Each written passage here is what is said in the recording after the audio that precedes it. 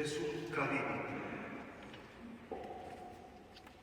El impío entregó a Jesús en manos de los sumos sacerdotes y de los ancianos del pueblo. Pedro, sin embargo, lo seguía de lejos para ver en qué acababa aquello.